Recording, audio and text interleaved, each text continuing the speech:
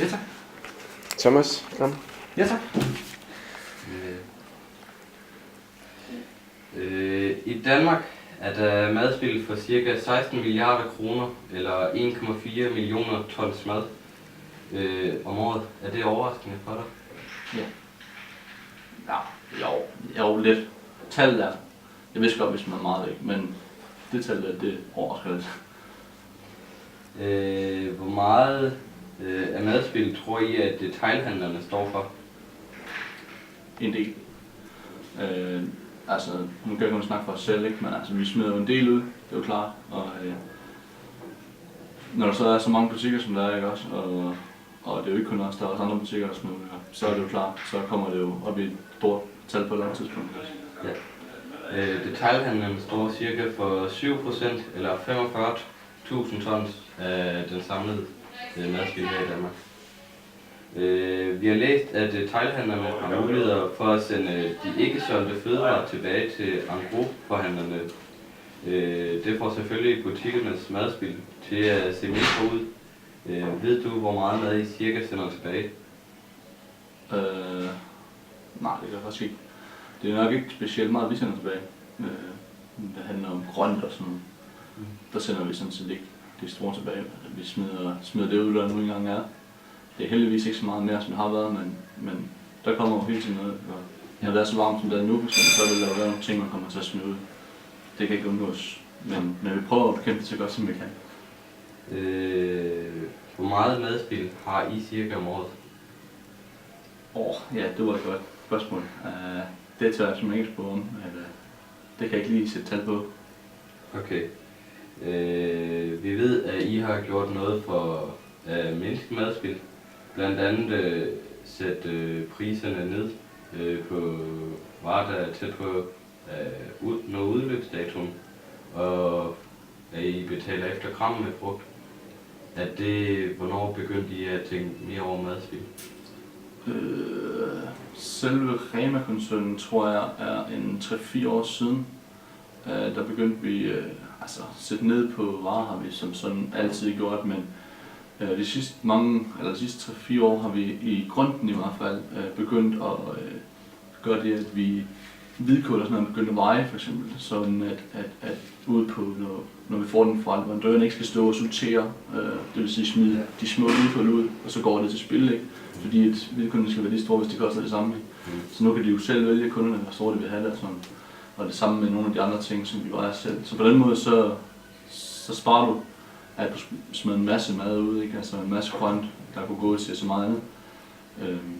Og det er bare en af de ting, vi gør, ikke? Altså, der bliver kæmpet for det i hvert fald. Vi gør vores for at gøre det. Er I tilfredse med den mængde af madspild, I har lige nu? Jeg tror aldrig, vi bliver tilfredse. Vi vil jo helst ikke smide noget ud. Men det er klart, at når vi kæmper for at få det ned, så er det jo kun for at hjælpe andre også. Altså for at vi slipper for det.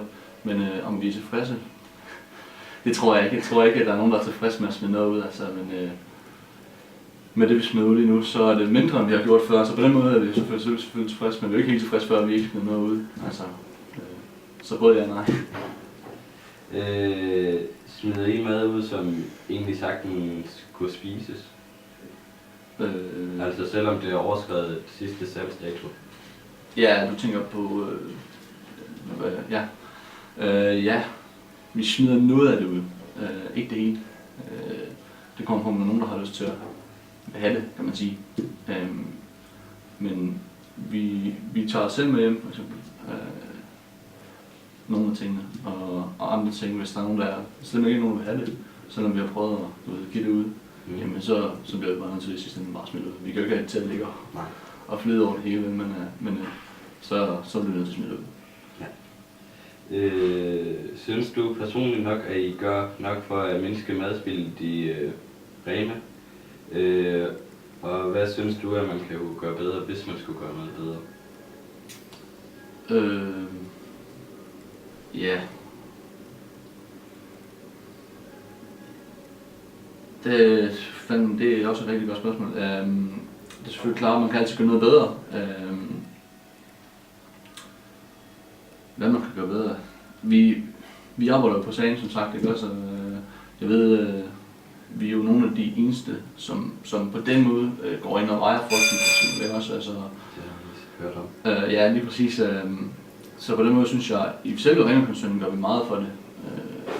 Så hvad vi lige skulle gøre bedre, det er heldigvis ikke min opgave at sige det, men altså vi kan selvfølgelig gå noget bedre indtil den dag, vi ikke smider noget ud, ikke også? Men selve Renkoncernen gør rigtig meget i forhold til så mange andre med Dagligvarebutikker. ja, dagligvarebutikker med at bekæmpe det. Så selvfølgelig kan man gøre bedre, det man altid kun, men hvad det lige er, det kan jeg ikke sætte fingeren på. Jeg synes, vi gør meget i Renkoncernen for at det bliver bedre. Det synes jeg. Og jeg håber selvfølgelig også, at I synes det. Ja. Synes du nogle gange, at statens regler godt kan være lidt stramme omkring sidste salgsdato? Ja, meget. Men det er jo dem, der laver reglerne, man siger, det er jo ikke os, der bestemmer det. Og så må vi jo tage den derfra. Jeg synes, nogle af tingene måske, men altså, det er måske lidt barnligt, men altså, sådan er det jo. Altså, det er jo dem, der bestemmer det. Det er jo ikke mig. Nogle af tingene kan jo sagtens holde sig, selvom at der er mindst holdbarhedsdato på, ikke også? Altså, men de sætter en dato, og så er det det, vi må forholde os til. Ja. Meget mere kan vi ikke gøre det, jo. Tak for din tid. Ja, selv tak.